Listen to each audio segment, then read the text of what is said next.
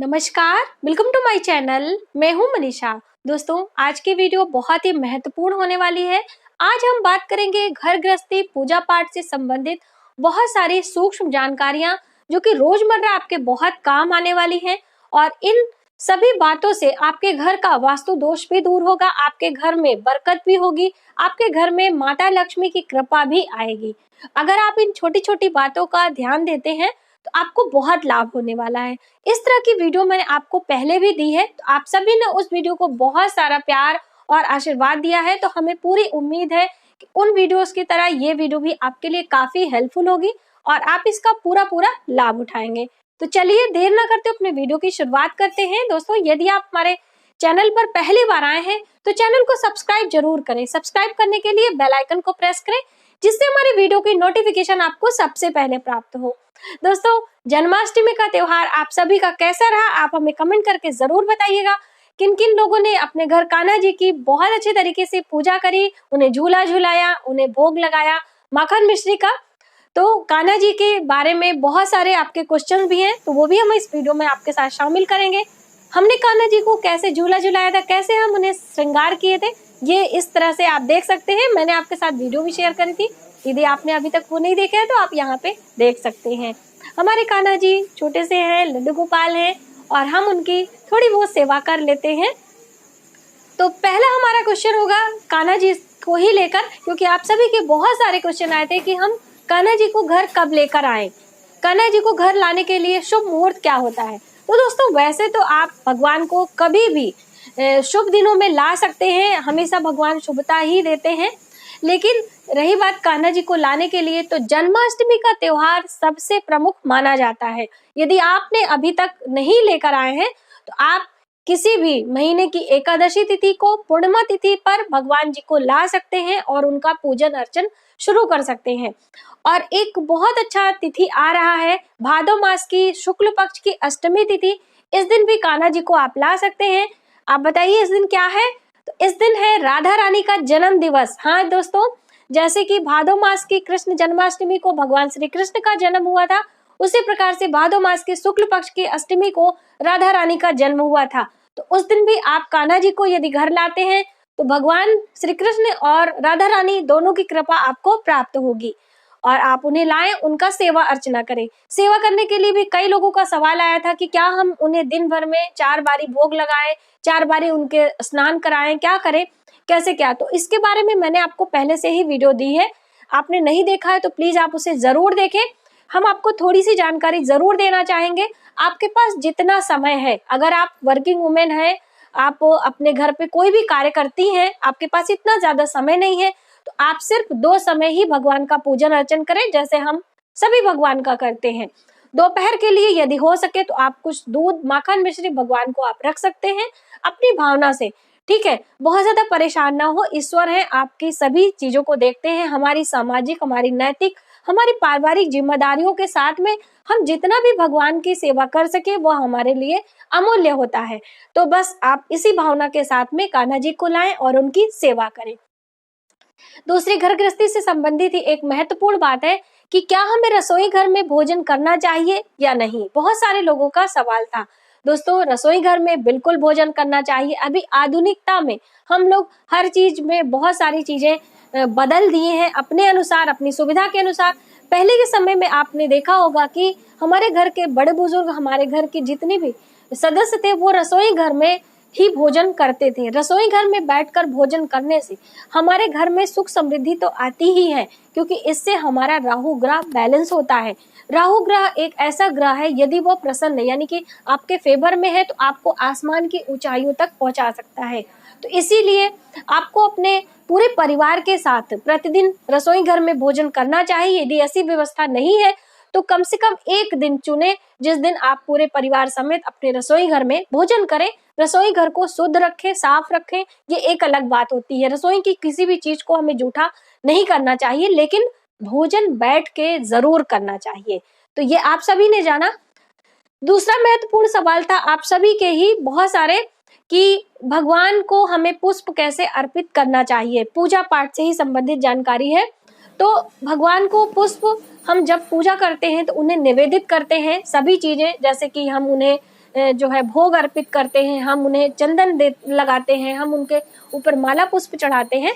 तो यदि आप भगवान का श्रृंगार कर रहे हैं, उनकी सजावट कर रहे हैं मंदिर से, या फिर आप फूलों का आसन दे रहे हैं भगवान को या फिर दीपक को, तो एक अलग बात है, आप चाहे जैसे ही सजा लें।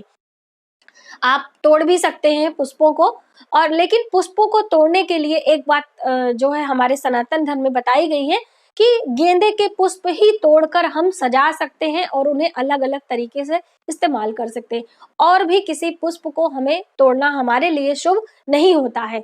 तोड़ा हुआ पुष्प भगवान को जो है स्वीकार नहीं होता है, इसलिए आप तोड़कर पुष्प ना चढ़ाएं। रही बात गुलाब के पुष्पों की, तो गुलाब की पंखुड़ियों का अपने आप में बहुत बड़ा महत्व होता है।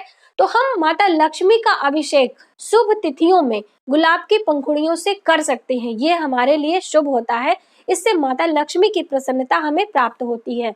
और गुलाब की पंखुड़ियां हम अन्य देवताओं पर भी चढ़ा सकते हैं, लेकिन और भी कोई फूल आप ना तोड़ें, ठीक है। सिर्फ गेंदे और गुलाब के पंखुड़ियों को तोड़ा जाता है, लेकिन गेंदे के फूल को तोड़ के हम चढ़ा नहीं सकते हैं, सिर्फ सजा सकते हैं। और गुलाब की पंखुड़ियों को तोड़कर हम सजा भी सकते हैं और देवताओं को समर्पित भी कर सकते हैं। और जो अन्य पुष्प होते हैं उन्हें जैसे प्रकृति में उगता है, जैसे पेड़ पौधों में पुष्प आते हैं, बस उसी प्रकार से आप देवताओं को जो है समर्पित कर सकते हैं। यदि आपके पास इतना पुष्प नहीं है तो आप परेशान ना हो, सिर्फ एक पुष्प है, भाव से आप एक ही देवता को समर्पित करें और बाकी देवताओं के लिए आप मानसिक रूप से पुष्पों को निवेदित कर सकते हैं, उन्हें समर्पित कर सकते हैं। आप चाहे जिस प्रकार के पुष्प अपने मन में सोचें और भावना बस ईश्वर को समर्पित करें। भगवान आपकी कृपा आपकी कल्पना को जरूर समझेंगे और उसे स्वीकार करेंगे।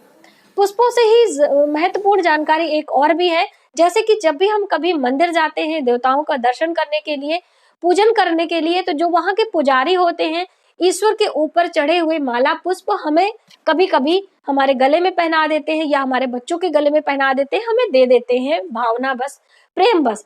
तो उन माला को, उन पुष्पों को हम क्या करें, बहुत सारे लोगों के मन में सवाल आता है। तो जब भी आपको ऐसा शुभ अवसर प्राप्त हो तो सबसे पहले तो उन फूलों को आप अपने चक्षु यानी नेत्रों से लगाएं, उसकी ठंडक को महसूस करें, ईश्वर की कृपा होती है। उसके बाद आप उसे घर लाएं, अपने घर के किसी शुद्ध स्थान पर, ऊंचाई पर आप उसे रखें, उसकी पॉजिटिव एनर्जी को आप अपने घर में फैलने दें। उसके बाद जब वो फूल मुरझा जाते हैं, सूख जाते हैं, तब आप उन्हें विसर्जित कर सकते हैं। विसर्जित करने के लिए भी फूलों का उचित स्थान क्या होना चाहिए, जो हमारे घर के मंदिर के पुष्प हम प्रतिदिन चढ़ाते हैं, माला फूल चढ़ाते हैं, उन्हें हम क्या करें, जो है ये भी बहुत बड़ा सवाल होता है। पहले के जमाने में हम सभी चीजें ले जाके जल प्रवाह कर देते थे, जल में विसर्जित करते थे, लेकिन अभी सफाई अभियान, प्रदूषण को रोकने के लिए ये सभी कार्य वर्जित है और हमें बिल्कुल भी नहीं करना चाहिए। ऐसे में आपको जो भी जो है पूजन की सामग्रियां होती हैं, उसे आप एक गमले में मिट्टी डाल के थोड़ा सा उसे दबा दें, ऊपर से थोड़ी सी मिट्टी डाल दें, पानी डाल दें, धीरे धीरे वह खाद में परिवर्तित हो जाती है और एक बहुत अच्छी खाद तैयार हो जाती है। आप उसे इस तरह से कर सकते हैं। यदि घर में गमले नहीं है तो आप किसी पार्क वगैरह में भी ये कार्य कर सकते हैं। ऐसा करना कोई भी दोष नहीं होता है, आपके लिए शुभ ही परिणाम मिलता है और फूलों का अनादर भी नहीं होता है। तो इन सभी छोटी छोटी बातों का आप जरूर ध्यान रखा करें। दूसरी महत्वपूर्ण दोस्तों बात कि हमें अपने घर में जो हमारे मेहमान होते हैं, बहुत सारे लोगों का ये भी सवाल था कि हमारे मेहमान हमसे प्रसन्न नहीं रहते हैं, हमारा कोई कार्य बनता नहीं है, हम बहुत परेशान हैं, हमारे घर में धन की बरकत नहीं है। तो इसके लिए मैंने पहले से ही आपको वीडियो दी है, लेकिन एक दो चीज हम जरूर आपके साथ शामिल करेंगे। सबसे पहले तो आपको संध्या वंदन करना शुरू कर देना चाहिए। संध्या वंदन से हमारे घर में शुभता आती है, हमारे घर की नकारात्मक ऊर्जा समाप्त होती है। संध्या वंदन हम कैसे करेंगे दोस्तों, शाम के समय हमें किसी प्रकार का भोजन नहीं ग्रहण करना चाहिए। संध्या का समय सिर्फ 45 मिनट का होता है, 15 मिनट का सबसे ज्यादा, सूर्यास्त के 15 मिनट पहले, सूर्यास्त के 15 मिनट का बाद, ये 45 मिनट का समय गोधूली वेला होती है। इस समय हमें कोई सिलाई बुनाई, कोई पढ़ाई लिखाई, कोई दान पुण्य या फिर कोई भी झाड़ू पोछा या सफाई का कार्य नहीं करना चाहिए। ना ही कोई भोजन पकाना चाहिए और ना ही ग्रहण करना चाहिए, ना ही शयन करना चाहिए यानी कि निद्रा लेनी चाहिए। आप बीमार हैं तो आप बिस्तर से उठ के बैठ सकते हैं, वहीं पर बैठे बैठे ईश्वर का मनन कर सकते हैं। हमें अपने घर में धूप दीप दिखाना चाहिए, अपने घर के मंदिर में भगवान का पूजन अर्चन करना चाहिए, भजन कीर्तन करना चाहिए। यदि कहीं आप सफर में हैं तो भी इस समय आप ध्यान रखें। ऐसा करने से आपके घर में माता लक्ष्मी की कृपा बनी रहती है, घर में समृद्धता आती है, एकता रहती है। हमारे घर के जो बच्चे होते हैं वो अच्छे और आज्ञाकारी निकलते हैं। और समय समय पर आपको अपने घर से कोई भी चीज आपके घर में पकाई जाती है, रसोई की बना भोजन आपको जरूर दान करना चाहिए। चाहे आप चिड़िया, कौवा, पंछी, गाय, किसी को भी दान करें। अपने घर का बना भोजन आप जरूर दान किया करें अपनी सामर्थ्य के अनुसार। हम अक्सर आपको वीडियो में बताते रहते हैं। तो दोस्तों, ये बहुत ही सूक्ष्म बातें होती हैं देखने और सुनने में, लेकिन इनका जो प्रभाव होता है बहुत ही महत्वपूर्ण होता है और बहुत ही प्रभावकारी होता है। तो आप इन्हें अपने जीवन में अपनाएं और इसका लाभ देखें। तो बस आज के वीडियो में इतना ही। यदि हमारी जानकारी आपको थोड़ी सी भी हेल्पफुल लगे तो प्लीज हमारी वीडियो को ज्यादा से ज्यादा शेयर करें, सब्सक्राइब जरूर करें न्यू वीडियोस के लिए। मिलते हैं एक नई वीडियो में, तब तक आप अपना ख्याल रखें। जय माता दी।